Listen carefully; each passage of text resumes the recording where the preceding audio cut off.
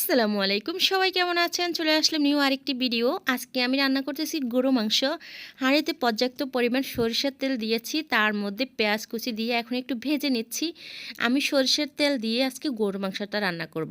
আর সরিষার তেল দিয়ে রান্না করলে গরু মাংসের কালারটা কিন্তু খুব সুন্দর আসে। যাই হোক, দিয়ে দিলাম গরম মশলা, এলাচ, তেজপাতা, দারচিনি, লবঙ্গ। এখানে দিয়ে দিচ্ছি আমি আদা এবং রসুন পেস্ট করা। এর মধ্যে দিয়ে দিচ্ছি জিরা গুঁড়া এবং ধনিয়া গুঁড়া, লবণ, হলুদ গুঁড়ো, মরিচ গুঁড়ো। আর দিয়ে দিচ্ছি আমি একটু টক দই।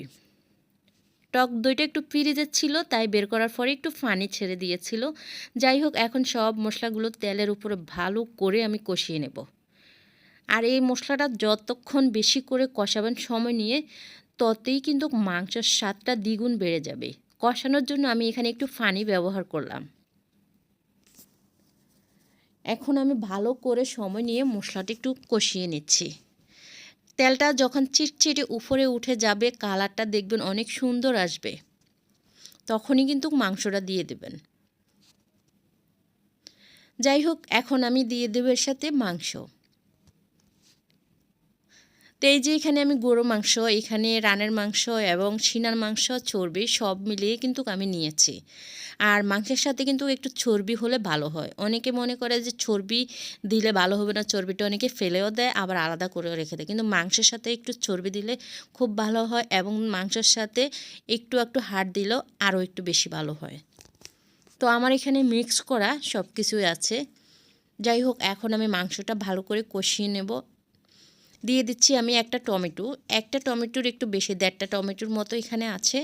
যাই হোক, টমেটোটা দিয়ে দিয়েছি, আর এখন ঢাকনা দিয়ে আমি জাল করছি। তো এই দেখুন, কিছুক্ষণ পর আমি আবার আসলাম, এসে আমি এখন আবার নেড়ে দিচ্ছি, একটু এপিট ওপিট করে ভালো করে নেড়ে দিচ্ছি। যাই হোক, আশা করি আপনাদের কাছে আজকের ভিডিওটি খুব বেশি ভালো লাগবে, এবং যারা মাংস রান্না করতে পারে না তাদেরও বেশি কাজে লাগবে। বিশেষ করে ব্যাচেলার ভাইরা, তাদের জন্য আরও বেশি কাজে আসবে। আমার রান্নায় কিন্তু খুব বেশি জটিলতা থাকে না, আমি খুব বেশি মশলা ব্যবহার করি না, একদম অল্প মশলা আমার সব সময় রান্না আমি করি। খুব বেশি মশলা, তেল মশলা খাইলে গ্যাস হয়। আমার কেন, সব মানুষের গ্যাসের প্রবলেম হয়। তো সেক্ষেত্রে আমি খুব বেশি মশলা খাই না। যাই হোক, আমার মাংসটা প্রায় শেষ হয়ে গেছে রান্না। তো এখানে আমি দিয়ে দিচ্ছি হালকা একটু জিরা গুঁড়া। টালা জিরা গুঁড়া দিলে মাংসটা খুব বেশি ভালো গ্রান আসে এবং খেতেও ভালো লাগে। যাই হোক, সবাই ভালো থাকবেন, সুস্থ থাকবেন। আজকে রান্নাটা কেমন হয়েছে জানাবেন। সবাইকে ধন্যবাদ জানাচ্ছি। ওকে, আল্লাহ হাফেজ, টাটা, বাই বাই।